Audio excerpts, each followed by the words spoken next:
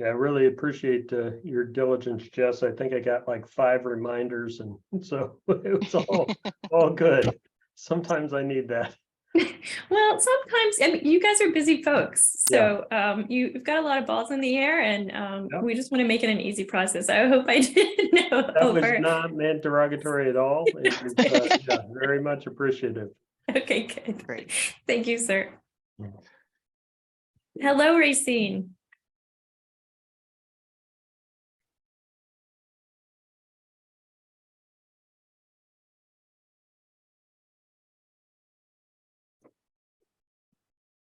Good afternoon. How you doing, Jessica? This is David. Good.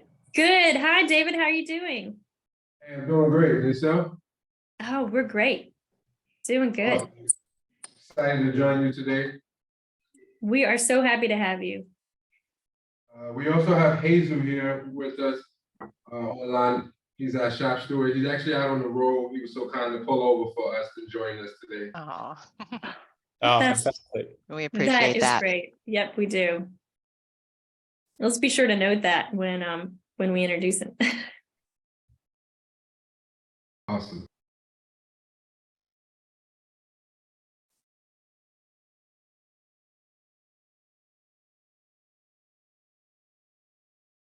Well, for our panelists, just so you know, you won't be able to see the participants unless you click on the participant panel at the bottom. So we have about 30 attendees on the line right now. We have 100 registered, so we might want to wait just a couple of minutes before we get started. Perfect.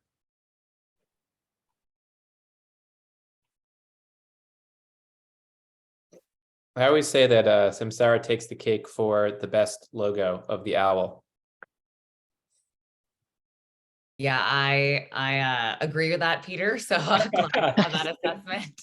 It always makes me very happy. Yeah. You too, Peter. How you doing? Hey, I'm great. Nice to hear. I'd say see you, but I don't see you, but hear your voice. Thanks for making the time. Yes, absolutely. Glad to be a part. Always look forward to collaborating with you and your organization. Fantastic. And like the two of y'all, we are also big fans of Samsara.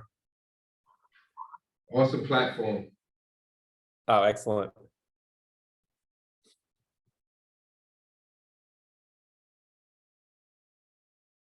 David, did you install the cameras as a part of the focus program?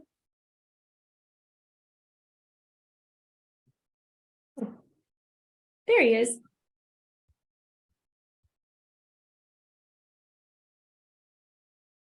Yes, absolutely. We actually just recently installed the cameras and just finished that installation process. It took us about maybe 2 months with our vendor.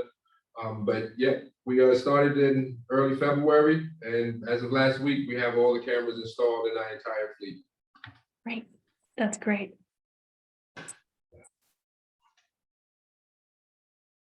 Hey, there's several people still trickling in. Tara, what do you think on timing? Give it a minute or? I think we could go ahead and get started. Okay. 12:03, we have a jam-packed agenda, so we want to make sure we cover everything, and it's fine if people still keep trickling in. So Okay, perfect. let's get going. All right. Well, thank you all for joining us today. Before we cover our agenda, we wanted to turn it over to Peter Goldwasser for our welcome. Peter is the Executive Director of Together for Safer Roads.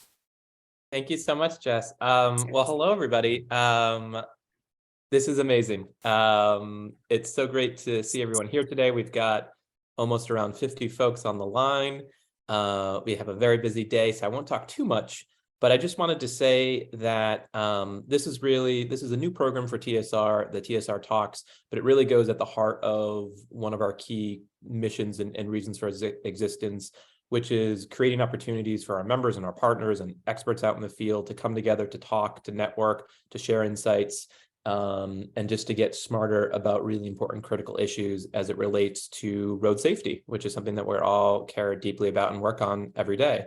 So I'm thrilled. We'll be doing these TSR talks throughout the year. So different opportunities to hear about different important topics. Speaking of members, we are fortunate to have with us today Kate Nishankar, who's the product marketing manager for Samsara's video-based safety platform program. Samsara is a longtime friend and supporter of TSR and is a sponsor of this kickoff TSR Talks. So thank you, Kaitna. And I wanted to give her a couple minutes just to introduce herself and talk a little bit about why this was an important topic for her and why they wanted to be involved in it. And then that'll be it. You won't hear anything more from me. You'll actually hear from the experts. So I'll turn it over to Kaitna for a second and we'll go from there. Great. Thank you so much, Peter. This really won't take too long. Just wanted to first off thank Together for Safer Roads and Quirky again for really hosting this lunch and learn. As Peter mentioned, this is a really important topic for Samsara and clearly everyone, all the folks on this call. We work with a lot of carriers and organizations to really understand what are the main perceptions that drivers have with this in-cab technology and how can we help with best practices and change management to really ensure comfortability and high adoption from drivers so they can really engage in safer behaviors. And I think today it'll be really interesting to learn about how that differs in unionized versus non-unionized environments and those workforces as well. And then also how can, vendors better partner with carriers and organizations to support these transitions and really build more adoption for these types of cameras. So really excited to kind of join in the conversation today. And thank you so much.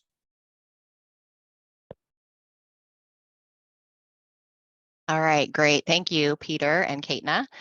My name is Tara Weber, and my quirky colleagues, Brian and Jessica Whitaker, are also here with us. So we'll be your MCs facilitating our event today. Quirky is proud to be partnered with Together for Safer Roads to host this important talk. And just so you know a little bit about us, we're a team of industrial and organizational psychologists, and we create training and performance solutions for safety-sensitive industries. So super happy to be a part of this today. As you can see, we have a full agenda. We've already covered our welcome message. So next, I will just cover a little bit about how to engage during this session. We'll also have our panelist introductions, and then we will hear from our panelists. We'll have some Q&A throughout. And then we will have a change management overview, since change management is such a huge part of this in-cab technology implementation.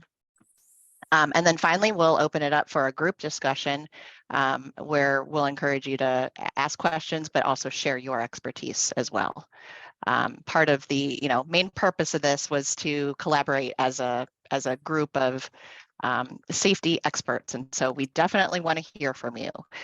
So even though this is a webinar format and you are all muted at the moment, there are multiple ways that you can participate and engage.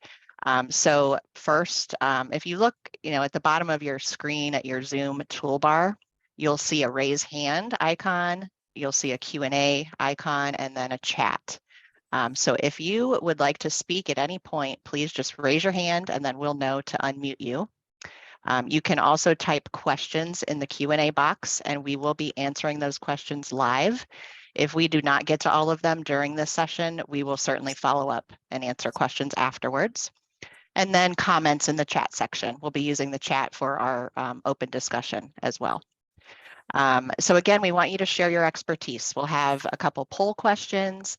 We'll have an open-ended question, and then there's an end of session survey. So all of your feedback and contributions are very important. So please don't hesitate to interact with us. Okay, so we are going to start with our first poll question. So you'll see it pop up here. So pre-install, which employee groups do you feel are more likely to feel positive about the camera technology? So choose one: union, non-union, or no difference between the two. There's no right or wrong answer here. We just want to gauge what your opinions are and what your experiences have been. And Jesse will keep track of responses and let us know what the results are when we have enough responses. We'll give you a few seconds. 67% participation. So okay, great. give it just maybe some people are thinking about it. How about 15 more seconds?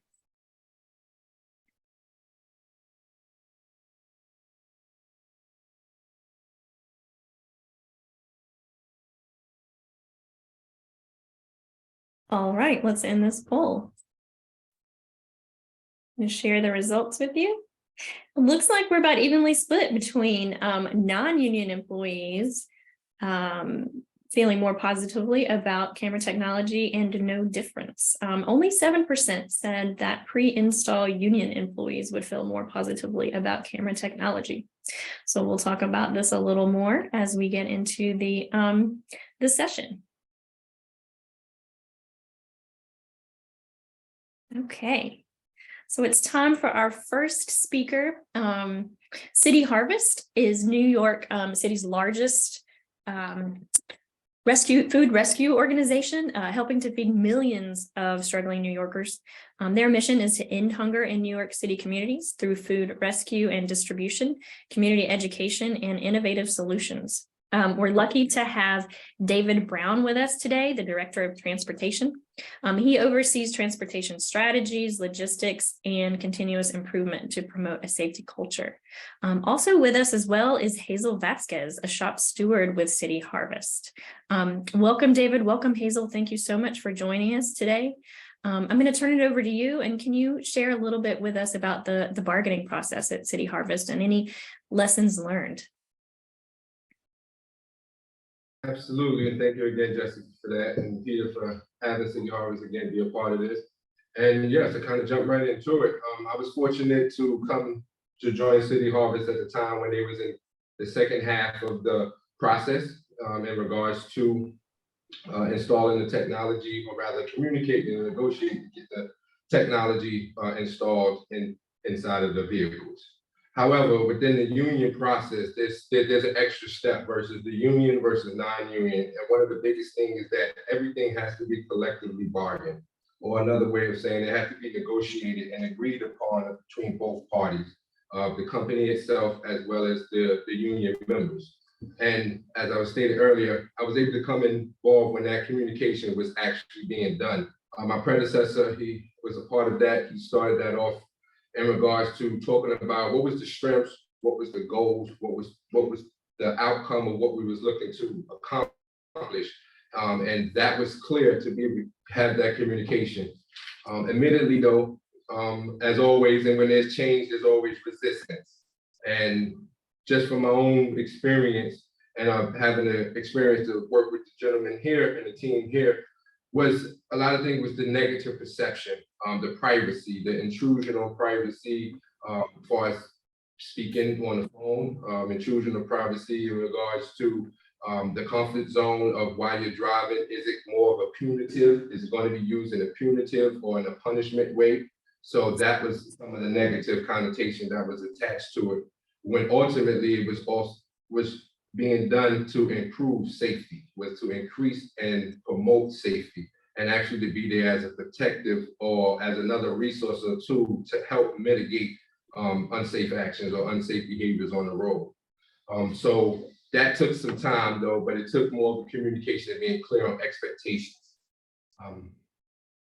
Furthermore, go ahead. Well, no, I was going to ask what did you do? How did you communicate with the shop stewards, and what did that process look like, and how did you change their perceptions? It was a collective thing. Admittedly, it was other team members that was involved, like the vice president, my direct supervisor, senior director, but it was a collective thing with the executive leadership as well as the leadership team and the leaders of the shop stewards.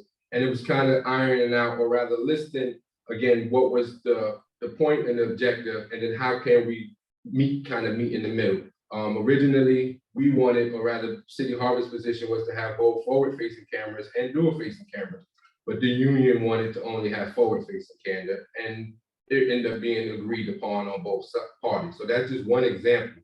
Both parties had different requests, but the lawyers and the leadership team from both sides found a medium ground. And in this case, we landed on having the forward-facing camera versus the dual-facing camera due to the different challenges and the requests from both sides. So I think the biggest thing was having a back and forth to have an honest, transparent communication. And I could kind of tap Hazel at this time to because he was actually at in some of these conversations, and I could pass it off to him if he want to join and share some of his thoughts with this particular topic. Hazel? That's perfect.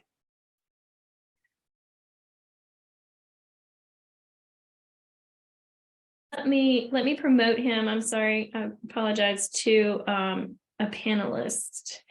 He's calling in on his phone probably, right? That is correct. Okay. Tell him now to speak. I believe he can hear us.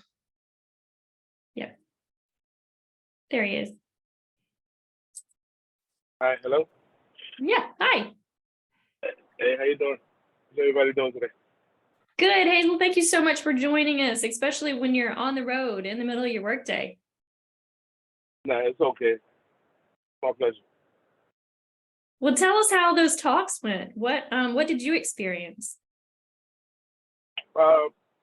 It was a lot of negotiation back and forth between the senior membership of City Harvest and our lawyers and stuff like that. And it was very much not very combative, there was just different of opinions in the terms of what was the cameras intended, the initial intentions of the cameras, besides the safety aspect. Like Dave said, a lot of the drivers were just more concerned about their privacy being invaded. And at the end of the day, everybody came up to a middle ground, and we all agreed to have the cameras the way they're installed right now, which are forward facing. Forward facing. And how does the union and how do your fellow drivers feel about the cameras now? I think we're living in a time where it's like this is more common. It happened so quick because just probably 18 months ago it wasn't this common. But now since like everybody is using this technology, it's kind of like more accepted now, and even for us, it's a little bit more kind of like, okay, it's kind of like status quo now, So I think at the beginning there were, a lot of guys was uncomfortable, but now it's kind of like a second nature. It's like it's part of the deal now. So it is what it is. And we shared too, most recently, which was a great thing, we had in the drivers meeting, we actually had a situation that the cameras, we was able to demonstrate to what Hayes just saying, how the camera was intended for. And what I mean by that, most trucking companies like us, we have a special hotline number where people can call and give feedback if there's any type of unsafe driving that they're witnessing on the road. And they can contact, and our risk department gets that information, and then it's portrayed directly over to me to investigate further. Long story short, there was a situation where someone called and said our driver did some behaviors on the road and basically cut them off. Long story short, we was able to go retrieve that video and get the complete opposite story. And that was great because we even supplied that to our insurance company, and we used that in the drivers meeting as a way, as a learning practice to show them this is a great example on what the camera was intended to do. Not only just keep us honest, but ultimately promote safety and can verify and validate was those actions actually true, and if there's some coaching or additional training that needs to be administered or given to that driver. In this case, like I said, it was the complete opposite, and we was able to use that to basically exonerate us from the accusation because it was false. But this was a great example on using the technology. That's perfect. Tara, do you think I'm sorry, Hazel, did you want to say something else? No, I was agreeing with what David was saying. Tara, do you think we have time for questions for David and Hazel? We do. We have a couple minutes for questions. And again, we'll have question time at the end as well. But if you have anything right now that you would like to ask, you can either raise your hand, you can use the Q&A box, but we'll just pause for a second here and see if anyone has follow-up questions for David and Hazel.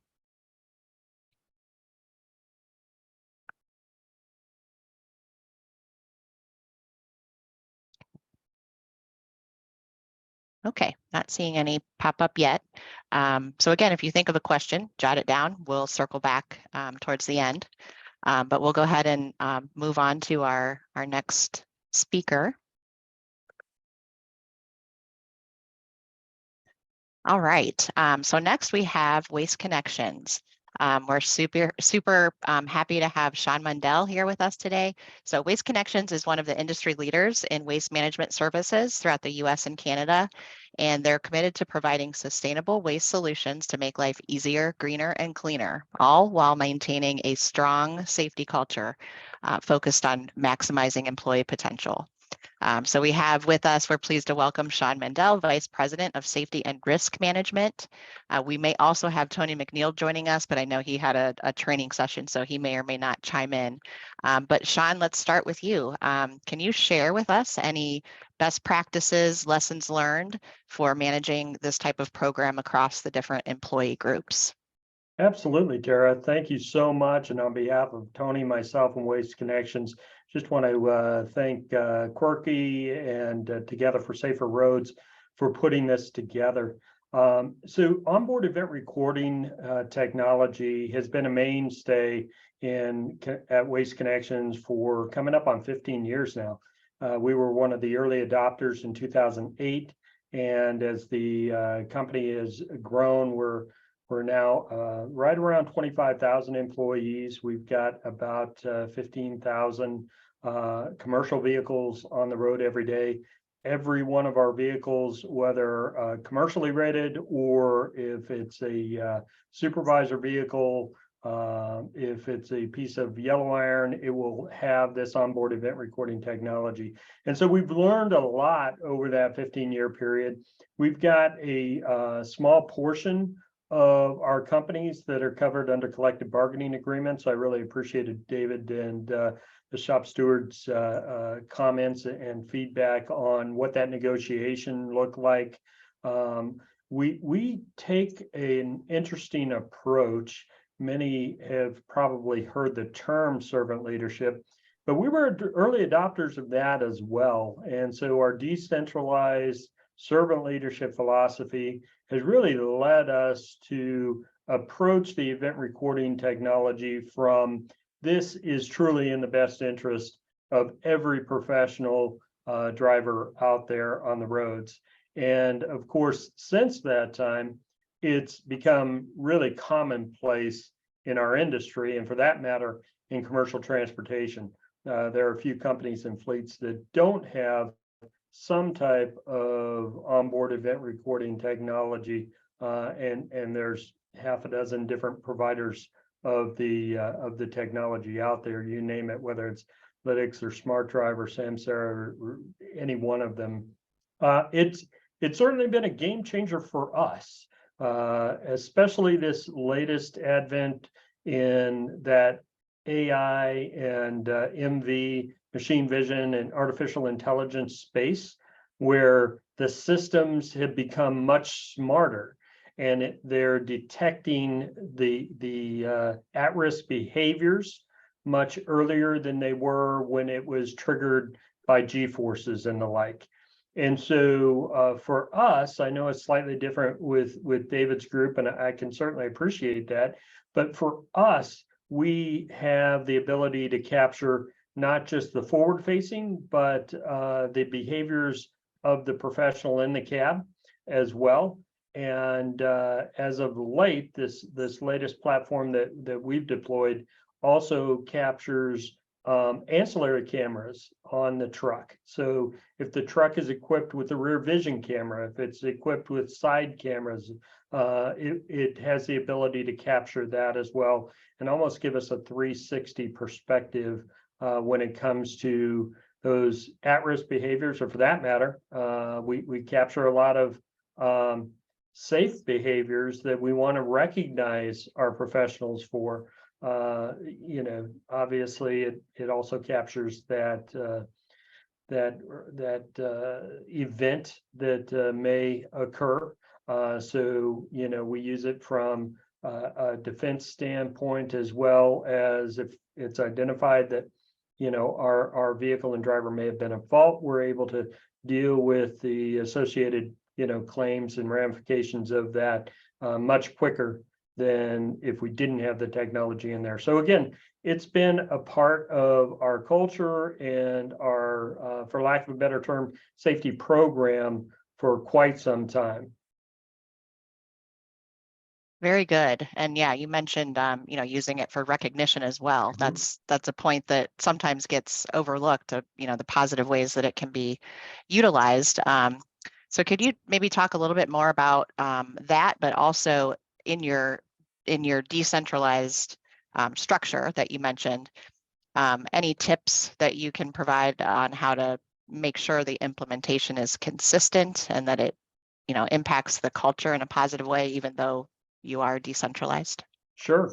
So when I refer to decentralized, we're talking about local leaders making local decisions and building the relationships with our frontline safety sensitive professionals on a day in, day out basis. We believe that trying to centralize and make broad brush decisions from our corporate office here in outside of Houston, Texas, it doesn't work for New York City or Northern California or Eastern Kentucky. You name the locations. Being in 46 states, or excuse me, 43 states in the U.S. and all 6 provinces in Canada. We just need to ensure that we're hiring the right leaders and they're making those decisions. Now, decentralized doesn't mean that we don't have standards. Of course, we have standards, and we have onboard event recording standards as well. And so the system for us works at capturing at-risk behaviors. Some of those behaviors will be based on the severity, will be assessed points, and then we monitor the program from a macro perspective based on those points. And the expectation is that our frontline leaders will take the necessary corrective action to address those behaviors long before they become that needless, senseless, incident out there on the roadways. As far as recognition is concerned, there is nothing better. There are 2 ways you build a solid safety culture, right? One is you eliminate the at-risk behavior. The second is you acknowledge that safe behavior and you promote that. And so it's really been a great tool from that standpoint. We've had everything captured from our professionals responding to emergent situations on the roadway, and we're able to recognize them for that. Taking defensive maneuvers to avoid what would be serious collisions where third-party vehicles cross center lines head on, what would have certainly been a life-changing event.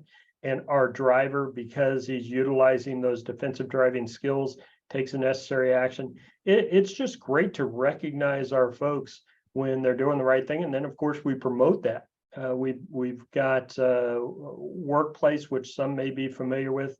It's almost like a Facebook for internal Facebook of sorts.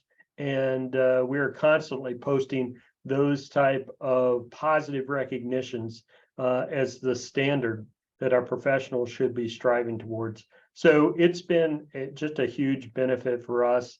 We didn't have a whole lot of pushback, even in the small percentage of sites where we've got collective bargaining agreements, because we had a lot of that to show, and we had the reputation as a servant leader organization so that they know, listen, this isn't a gotcha tool. This is about all of us getting better. And what better way, we refer to it as kind of game film, right? Tom Brady, like him or hate him, he's the GOAT when it comes to quarterbacks, right? But you can bet, even after all the games that he's played, at the end of the game, he's still reviewing that game film so he can get better for the next one. That's how we approach it. Excellent. Well, thank you for sharing. And helping us to understand your culture and how this has positively impacted and integrated into your culture. That's Absolutely. a great success story. Okay, we do have a minute or so. If anyone wants to ask a question right now of Sean, feel free to raise your hand, type it in the Q&A. We'll just pause for a second and then we'll be moving on to a poll question. Any questions for Sean? He's a wealth of knowledge. We have him here right now. My 4 kids make up for the lack of questions here. Don't worry about it, Tara. Okay, I think we're good to move on here. Okay, all right, so thank you, Sean. Okay, our next poll question. Sean talked a little bit about the open communication and the steps that they took. We want to hear from you about what you think is the most difficult part of getting this implementation right. So these are just a few examples. Open communication with key stakeholders, establishing fair policies regarding the camera use, consistently enforcing those policies, effectively coaching drivers using the data, or training staff on the use of cameras. And maybe you have something else other. But from your perspective, what do you think is the hardest part of the implementation process? We'll leave this open for a few seconds, and then Jesse will share the results with us.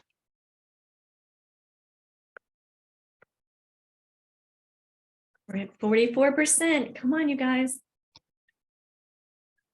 We want to hear from you.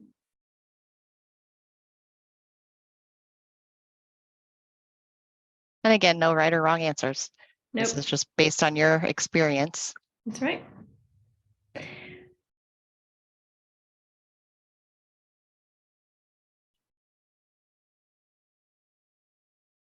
Okay, we've got about 65%. I'm going to end it now and share the results. It looks like effectively coaching drivers using the data is pretty strongly favored here in terms of the hardest part to get right in terms of the implementation process. Speaking of the implementation process, as Tara mentioned at the start, your change management process is the key to getting the implementation right. And here to talk about change management is Dr. Brian Whitaker, who is also a member of Quirky and a longtime assistant professor of management and leadership. So I'd like to welcome old Graybeard to the stage.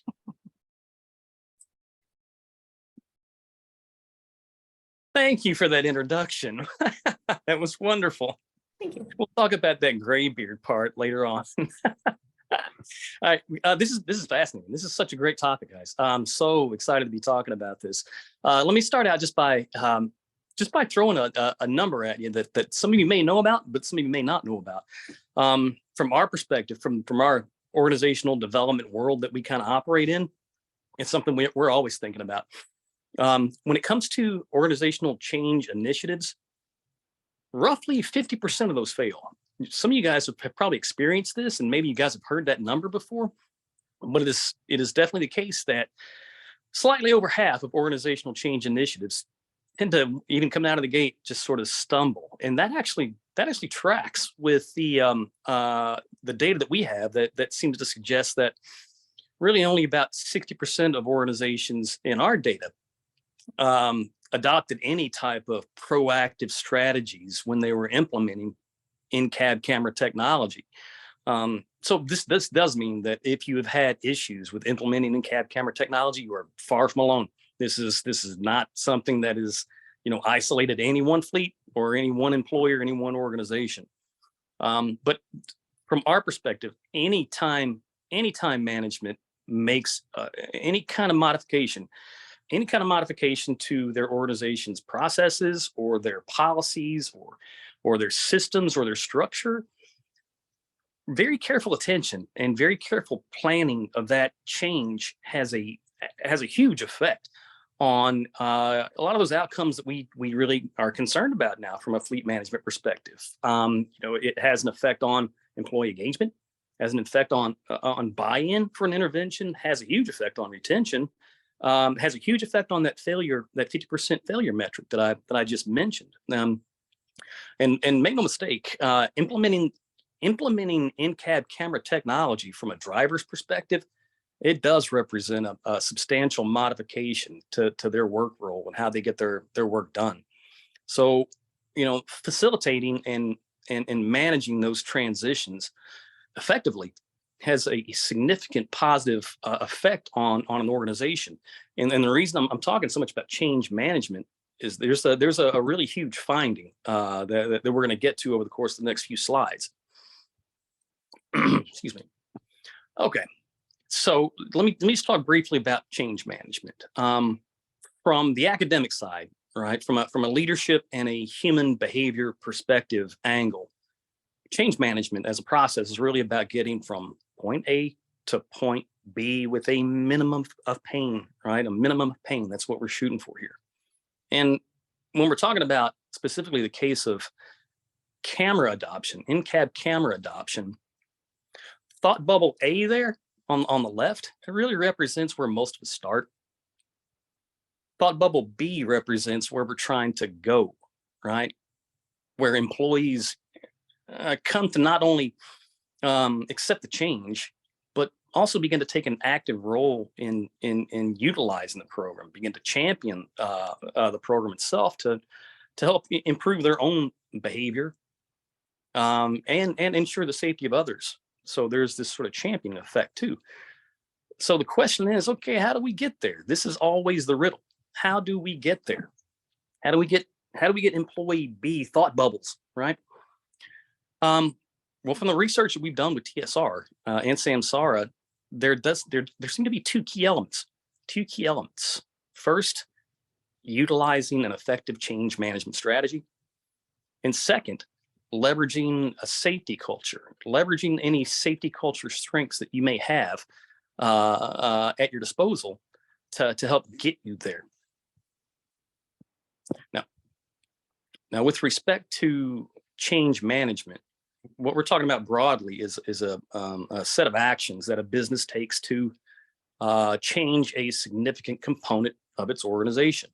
There are lots of change management models out there, but generally speaking, those actions tend to include preparing for change, planning the change, implementing the change, and reviewing the progress.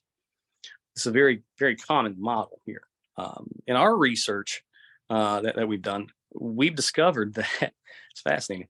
Unionized environments as a whole exhibit more acceptance, and they just generally feel more positively about in-cab camera technology, which is weird. I mean, right? That sounds odd. I mean, given everything that we've talked about here, and it was kind of odd that we got that result. We were kind of taken aback a bit too. We expected more pushback from unionized environments, and so we expected less comfort, less acceptability among unionized drivers than in non-unionized environments. But that's not what we found at all. We found, as a matter of fact, just the opposite. So it was a head scratch. We thought about it for a while, and finally it occurred to us that, you know what? Because unionized fleets are customarily required to bargain in these situations, these new initiative types of situations, because they're customarily required to bargain, it's probably the case that they engage in more change management practices and see the benefits that come along with change management practices to a greater degree than non-unionized fleets. So we drilled down a little deeper. Into the data, and what we found is that the acceptability, driver reactions are far more positive in unionized environments, especially compared to non-unionized environments where there are no real change management practices to lean on. What we found is that unionized fleets positively endorse cameras to a higher degree. That's the first interesting finding. Secondly, what we found that was really interesting to us is that upper right data point there. The results tend to even out. The driver perceptions tend to increase dramatically, even in non-unionized environments, when change management practices are in evidence. So in non-unionized environments, when they engage in change management practices that unions generally engage in as part of the CBA process, we start to see outcomes that are as good as they are in unionized environments. that's fascinating from our perspective. That is honestly completely the opposite of what we expected to find, but that's what our data is telling us.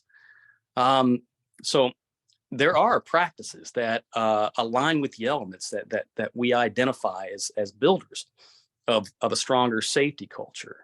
Now, briefly, I want to, since we do have a little bit of time, what I'd like to do is talk about the safety culture model that we put together with TSR. I'm not sure how much attendees understand the work that was done at TSR to begin with.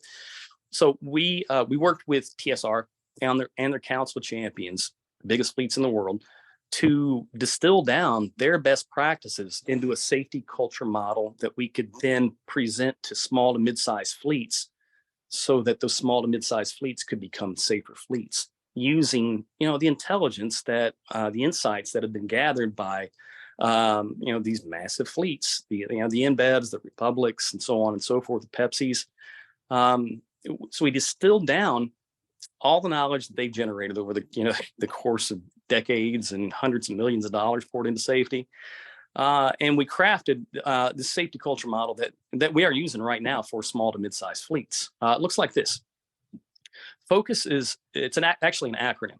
Focus is an acronym for the various dimensions that make up a good fleet safety culture. I'm not going to go through all this. These next couple of slides has a lot of text. The idea here being that we want to give you guys some stuff to take home. I'm not going to cover all this stuff. I'm not going to cover all this text on these slides. Just want to give you some stuff to take home and digest if you'd like. But this is what the focus model looks like. So the focus acronym stands for fairness. It's the first dimension. Openness is the second. Capability is the third. Unity, sustainability rounded out. In terms of what all those mean, so right, we're thinking about what it means to crystallize a safety culture from the perspective of the safest, largest fleets out there, right? And this is what we distilled. And just quickly, I'll run over these. So fairness, we all have sort of an intuitive grasp on what fairness means, right? It really represents the idea that with respect to fleets, unsafe behaviors, they're either the result of errors or violations, and more often than not, they're not intentional. People aren't perfect, right? There needs to be shared responsibility for both errors and violations when they occur.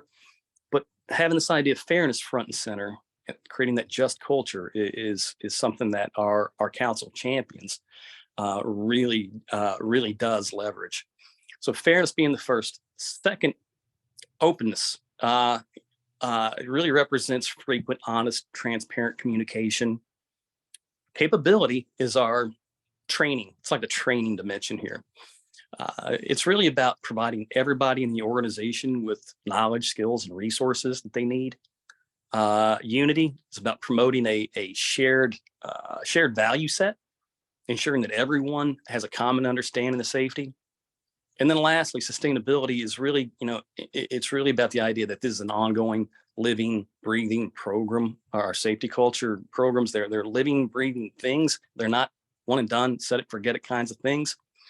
The next slide here. The next slide here is important. We wanted to give you guys some idea of what some of the targeted actions are that we use to define each one of these safety culture dimensions.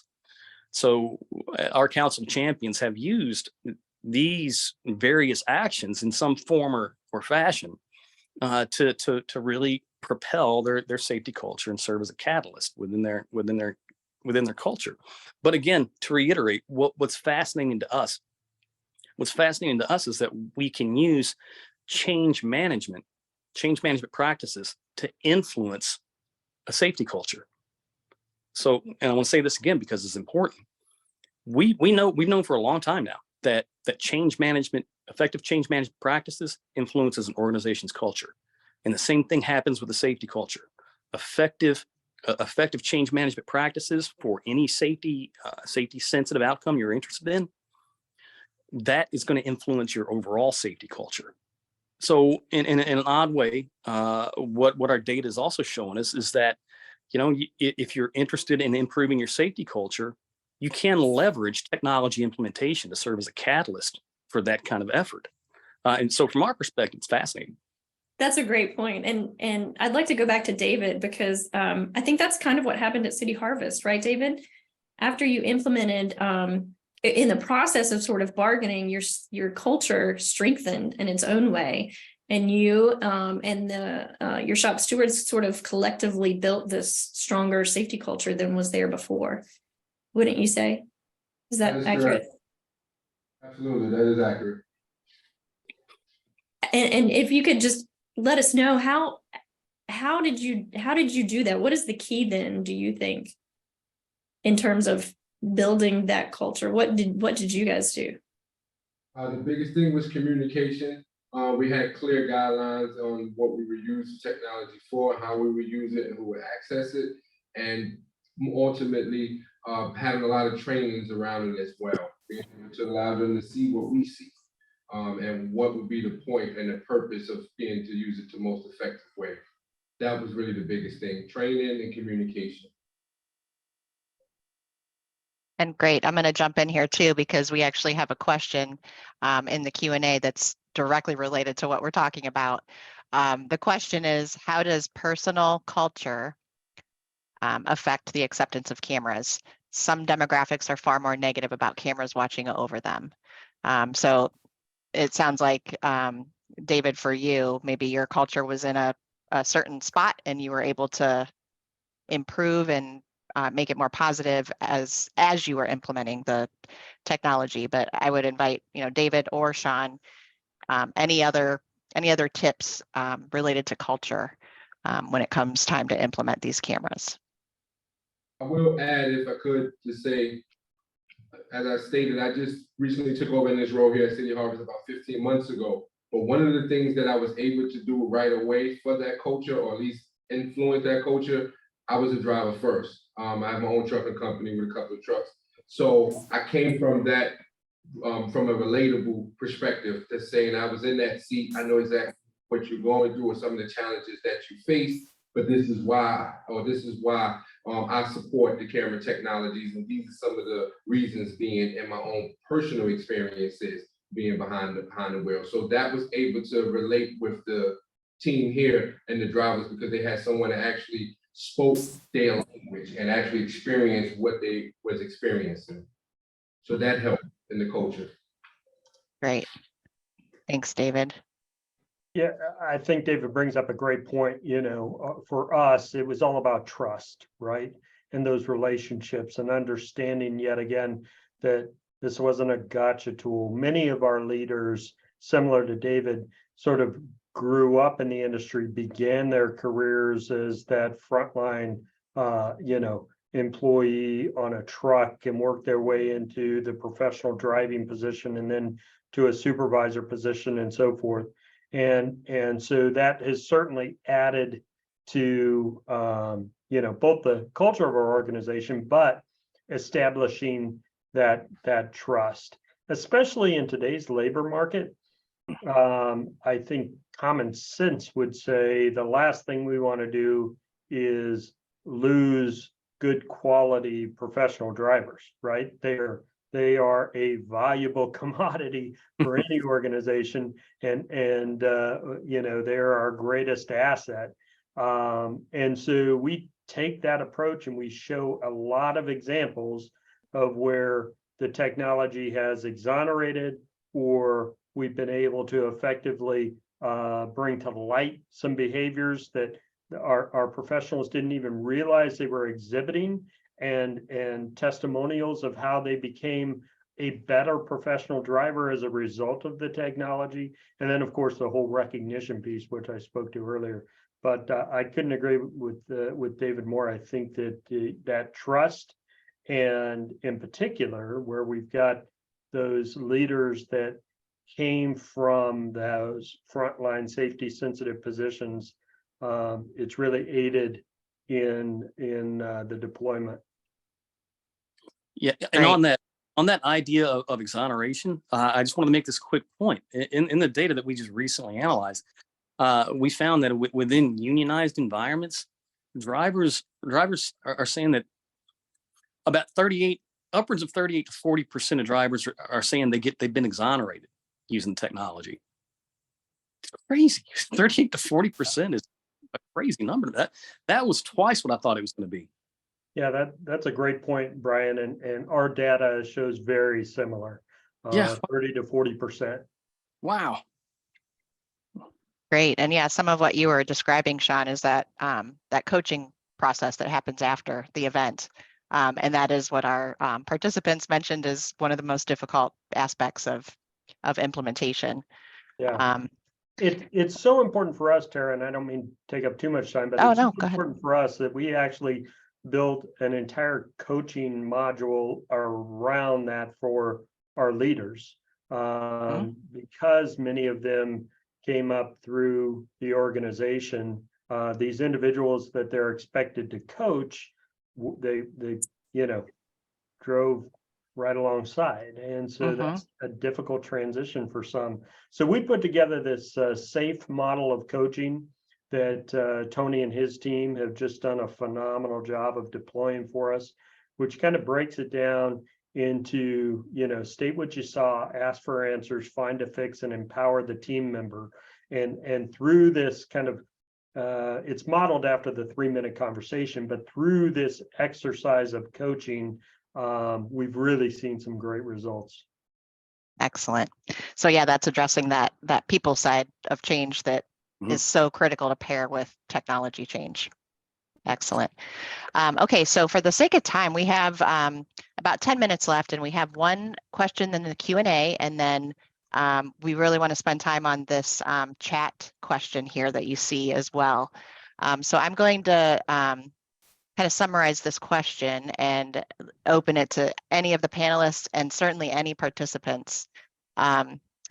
So the spirit of the question is around basically just evolving factors in the environment. So electric vehicles being one of those. So as we advance some of our technology and equipment, different legislation, cell phone legislation, seasonal issues, change the environment.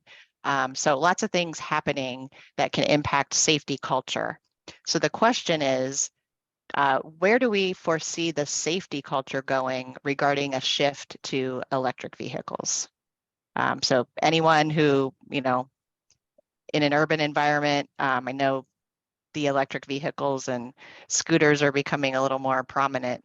Does anyone have anything to share regarding safety culture and how that ties in with other technology and vehicle types? I'm not really sure that safety culture building processes would change over an internal combustion engine versus an EV. Maybe I'm not understanding the question, but I'm not really seeing a whole lot of daylight between those two types of fleets. Yeah, I think it's more about just the engineering enhancements that are becoming more available, right? We've dipped our toe into the electric vehicles, and some of the technology out there is really impressive. I had the opportunity to purchase a new vehicle for my wife because I don't get new vehicles, but the new vehicle that she got has the ability to parallel park itself. It has the ability to give diminishing clearance notifications to the driver so that if they're approaching a stationary object or a vehicle at a higher rate of speed, it gives those warnings. And that technology is now becoming readily available on commercial vehicles. And I think, there's certainly some great, enhancements that will bring. But I agree with Brian. I don't think, the electric vehicle versus the diesel isn't necessarily going to change that too much. But certainly those other engineering and manufacturing advantages, enhancements, technology is going to play a part as we move forward in our new EV vehicles. And again, we're one to where we don't want to be the first to jump in to this with the entire fleet. Let's let's let the electric vehicles let somebody else test them out and work through the kinks. But we've got a couple dozen of those in the fleet, and some of the technology, it's got the ability to detect if there's someone standing on the curb prior to making a turn at an intersection. It will pick up on how close that person is and give feedback to the driver. The MVAI, unbelievable. It can tell whether or not the driver has this up to their ear or is looking down at it. You know, just it's been a game changer for us. So as more and more of that becomes available, I think that'll certainly help. Great. Yeah, and some other comments just to share in the Q&A are around you know, electric vehicles having different dynamics and speeds and all of that. So just to kind of wrap up this discussion with the electronic vehicles, yeah, culture would be impacted from a training perspective. So you certainly would have to, you know, provide additional training about how to safely operate these vehicles. So in a roundabout way related to culture. But yeah, definitely some different interventions that would have to take place for training. Okay, Yeah, so for us too, yeah. Tara, is, and I apologize, I don't mean to Yeah. interrupt you, but No, you're for us too, great. I was just looking at one last week at one of our sites up in Washington, and was talking to the maintenance manager, and you know, just asking him about the vehicle and how much time that it's going to allow us on route and so forth. And the vehicles that we've been purchasing have kind of a 6 to 8 hour window, and our routes are generally built like 9 to 10.5 hours. So those type of things we're still going to have to figure out, but Yep. they'll get there. Yeah, exactly. Yep, change is definitely a journey. Okay, so we just have a few minutes left, and we definitely want to end with our discussion question here. We're going to put this in the chat. So you'll see in the chat this question, and please share any and everything that you can think of. We will be sending a summary out of kind of key points from this session. So we want to be able to include your expertise here. What types of change management strategies have you implemented as part of your in-cab technology rollout? So the question's posed there in the chat. Hopefully you can see it. And again, just share what comes to mind, different change management strategies that you have implemented. And we'd certainly like to hear from you verbally as well. If you have something you'd like to share, feel free to raise your hand. Otherwise, we will launch that chat.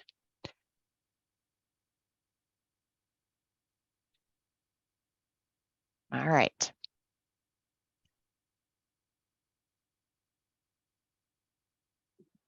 Okay, can everyone see the chat? Just want to make sure because we don't have any, there we go. All right, we have responses coming in. Everyone should be able to see it as well, so you can check out what your peers have to say. And again, if you have any questions about change management strategies or anything that we've talked about today, we have a couple minutes here before we wrap up. I would like to say that the second white paper is going to be written up about the unionized versus non-unionized status and how that impacts driver reactions.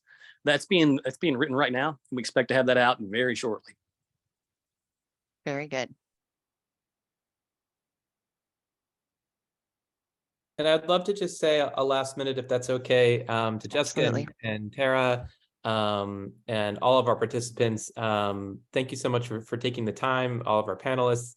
Really appreciate your insights and expertise here. And then for everybody who joined in, as I said, this is our kickoff for the year. We look forward to doing additional ones on a broad range of topics, but ultimately it's a lot of fun to see so many new faces and familiar faces coming in for the conversation. So I hope everyone found the time valuable. As Tara said, we'll be wrapping things up and sharing it out. some of the insights and so forth. But again, thank you for taking the time and hope everyone enjoyed the chat. Fun Thank you, stuff. Peter. Thank you, Peter. And we'll wrap up with just one more slide here before we send you on your way. Just a reminder, there'll be an end of session survey that pops up for you when you exit Zoom. So please just take a minute to answer those questions. Look for the research report. As a follow-up, we will send you the first research report that we collaborated on with Samsara to kind of speak to a lot of the data and findings that Brian covered. And then, as Peter said, please join us for our next quarterly talk. That'll be in late June. And then if you have any follow-up questions, I would invite you to please reach out to any of us here on the panel. And if you're not sure who to reach out to, you can funnel questions through Peter or through Jessica, and we will be glad to continue the discussion even beyond this hour. All right, well, we want to be respectful of everyone's time. We'll stay on here for a little bit, about 5 minutes extra. So, there are some responses coming in through the chat, so feel free to continue entering responses. If you want to, hang on and ask any questions, feel free. But for those of you who have a 1 o'clock meeting, we want to let you go. And thank you very much for joining us today. We really appreciate your involvement. Thank you, everyone. Thank you. Thank you. Thanks, everyone.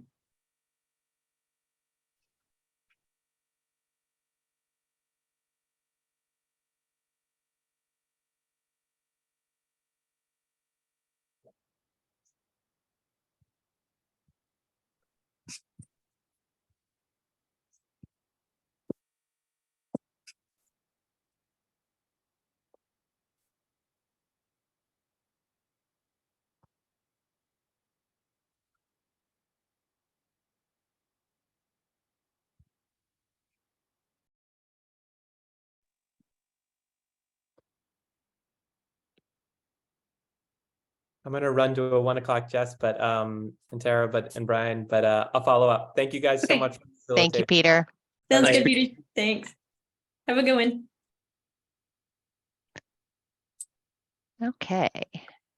Jess, you want to stop Sharon? recording or recording? Yes.